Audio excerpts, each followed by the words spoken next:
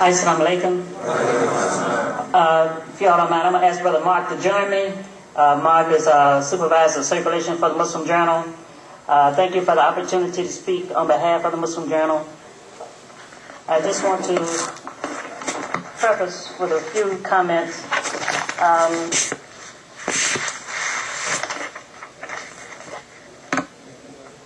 First of all, I and Mark, I can speak on his behalf also, I'm pretty sure in this regard, is that we have been and still are students of Imam Deen Mohammed. That's right. We have been and still are students for the past 36 years.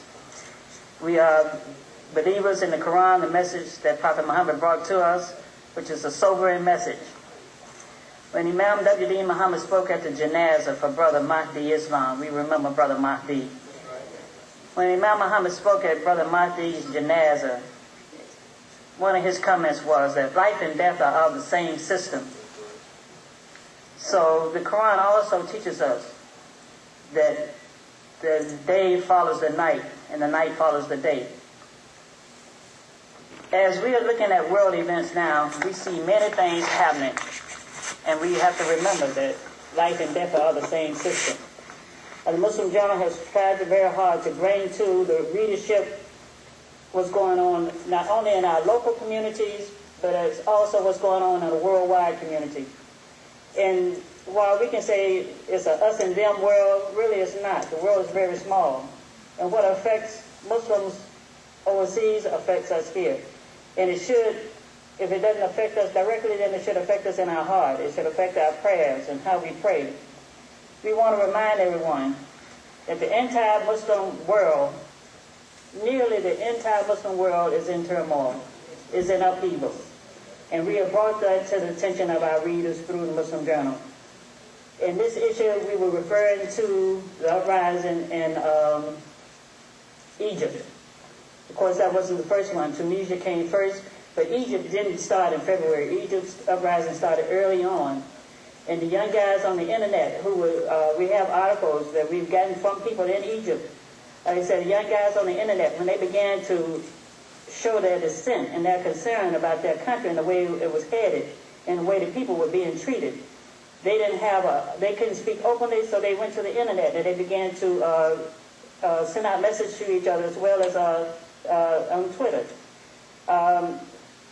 One of those young guys was taken out and killed. And then they left him on the street and planted on him drugs and said that he was killed because he was in a bad drug mood. But when the other ones heard about that, they couldn't stay quiet anymore. They couldn't stay inside just on the computers anymore. That's when they began to move towards the streets. They wanted, if they were going to die, they were going to die publicly. They were going to die out in the open. They weren't going to be dragged out and then mislabeled something else. So we have this going all over the Muslim world. Practically every Muslim country in the Middle East and now it's trickling down through Africa is in an uproar because the population of the people are concerned about their leadership and how they're being led and how they're being treated. We bring that news to you through the Muslim Journal. We have what we call the three stresses. By the time everybody knew about the Japanese turmoil, by the time the Muslim Journal and this issue came out. But we had first the earthquake, then we had the tsunami, now we have the nuclear meltdown about to happen. These are issues that concern us. We can't say that's us and them, that's the Japanese problem. No, the winds are blowing eastward. And the tsunami hit the shores of California. They are finding traces of increased radiation in food that has already been found in Illinois. So it's not an us and them world, like we're safe here and we're not going to be affected by world events. We have to be knowledgeable and we have to be conscious, and it reinforces our fear of God. One thing that came out by one of the persons during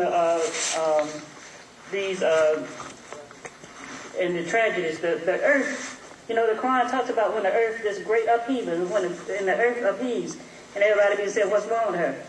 But another thing that has come out is that you can't wait for the government to be there for you. The government cannot rescue 2.5 million people. And in Chicago, for disaster, find a preparedness kit down to the very way to keep your water in case you need to have fresh water for so many days. Another reminder was Katrina. If our government couldn't assist all the people in that one instance, we cannot expect it to be there to save all of us. So we all have to be self-responsible, responsible for ourselves. And now we have this great upheaving of people who were just waiting on the opportunity to criminalize Islam. You had people in Tennessee, lawmakers, people in Congress out of Tennessee who wanted to pass a bill to make it criminal for Sharia law. That, you know, that's a catchphrase, Sharia law, but when you look at the list of things under there, it goes all the way down to Sharia law covering how you do wudu. Therefore, if you're doing wudu in a public place and you make prayer in a public place, you could be charged with breaking the law that bans Sharia law. So we can't let these things slip in on us. That's Tennessee. Then you had the King hearings, who want to investigate people for just being Muslim. You committed no crime, anything. They just want to investigate you for being Muslim to see if you've been radicalized. And then the one guy comes out and says, be careful of your sons and daughters because the Muslims are get them. So we have to be conscious of these things and be ready to respond. One way that, I don't know if everybody saw the show on CNN last week. It played last Sunday night. Unwelcome, the Muslim neighbor next door. Unwelcome, the Muslim neighbor next door. And they're going to replay it again this Sunday night. One of the brothers who saw it made a comment that they're talking about the Muslim neighbor next door, and they're out in a field in the middle of Tennessee. And there's nobody around there. The Muslims are not even there yet. So to send that sensation through the internet that the Muslims are unwelcome as the neighbor next door, and then they find a field that's empty. What neighbors? If they had gone to the inner city and talked to people who had Muslim neighbors, they would find that they're good neighbors. That's right. If they had asked people who have exchange with Muslims, they would find that Muslims are welcome in their neighborhoods. But that wasn't the scenario, that wasn't the picture that wanted to be painted. But when Allah gives you an opportunity, you seize the opportunity. Since they want to say Muslims are unwelcome as neighbors next door, we're asking Brother Mark and brothers who he can get with him. We have the journals that didn't get sold, that no one came to pick up.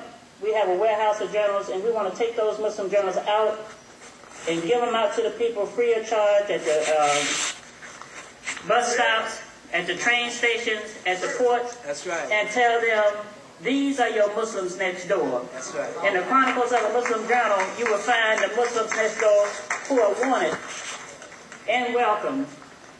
As we talk about all the troubling news in the world, even though it is at his janazah, again, remember, life and death is of the same system. Very, very few people who listen to the music, Melvin Sparks, would acknowledge that his full name is Melvin Sparks Hassan. He was known in the music business as Melvin Sparks, but he passed as Melvin Sparks Hassan. And how many non-Muslims listen to his music and want to know about his life? And then how many people know that in Bermuda, 3 of the highest ranking people in Bermuda are Muslims? And they were all appointed within 6 months of each other. So we want to acknowledge the Muslims next door that we know about, that are welcome and productive, and we want to get these papers into the hands of the public. There's no charge on them. We have a warehouse of papers. We want you to work with Mark to get those papers, to hand them out. Of course, we don't want to debate the people on the street. We don't want to argue with the people on the street, but we want to offer them an opportunity to see the welcome Muslim, the wanted Muslim, and the Muslim that's working next door. Allahu Akbar.